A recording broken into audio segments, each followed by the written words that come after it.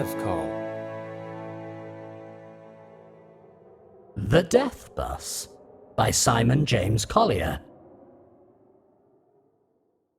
You might think this silly of me, but I came up with this device, mental strategy, so to speak. So if I was getting stressed by someone, or something, but Yes. it was usually someone, I'd close my eyes and think of my death bus. Death bus. Oh, you're going to think I'm a bit silly. It's nothing. Please forget I ever said anything. No, not at all. Please, do tell. It might be extremely useful. Will it give you a window into my soul? Well, I'm not sure I'd go that far, but self-coping mechanisms are often very personal and can be enlightening in situations we find ourselves in.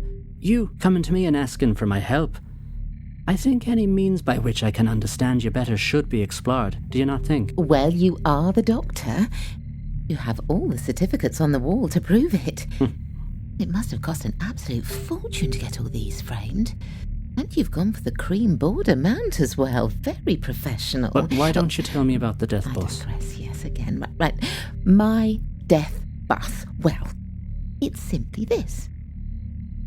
In my mind, I have an old, traditional, red London double-decker bus with the open door at the back, which you used to be able to hop on and off. Well, all the people who have done me wrong, or have annoyed me that particular week, are given a place on this bus. There is a conductor, of course, who, depending on how irritating I've found the individual who's been given a seat on the bus has been, decides upon where you're placed. You see, at the end of each week, the bus trundles along the dirt track that leads to, let's say, the Southforeland Lighthouse on the White Cliffs of Dover. Oh, I remember looking at the website about the White Cliffs and reading about the lighthouse, and it said, "A guided tour of the lighthouse offers not only a fantastic story, but ends with a spectacular view from the balcony. Step outside with us and see the cliffs stretch out for miles all around you. Get a bird's eye view of St. Margaret's Village and completely uninhibited views across the channel." Sounds beautiful. And they weren't wrong. Oh, and the tea shop, simply delicious. I couldn't recommend it highly enough. Mrs. Knott's Tea Room. Indulge in a cream tea or delicious homemade cake, and sit and watch the world's busiest shipping lane go by from the comfort of a picnic bench. So it does seem a bit of a shame that the route of my death bus goes right past these two lovely places. But it needs to, go off a cliff, to be honest. And the White Cliffs are so lovely, but it's only metaphorical, so there's no real environmental damage, is there? And the people, well, you see, they're glued to their seats. Well, their hands are glued onto the seat rail in front of them, literally.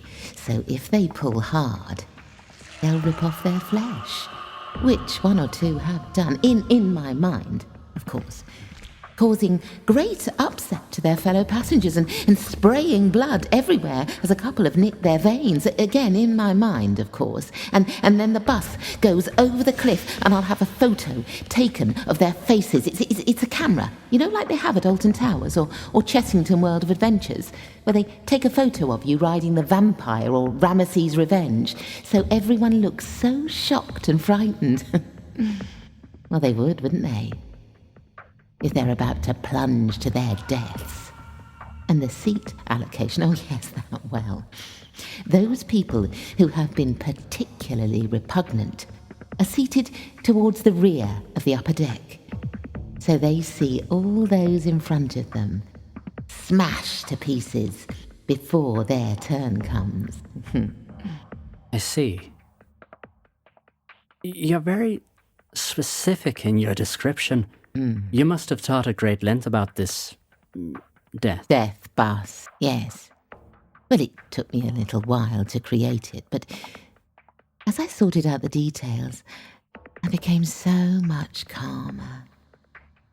And, of course, people can be re-deathed, so to speak. I mean, they can have a reprieve at the weekend, say, and then if they start being irritating the next week, well, on they pop, back on the bus, ready for another trip over the edge. So, you say this was a device you created to help you calm your feelings of harming others.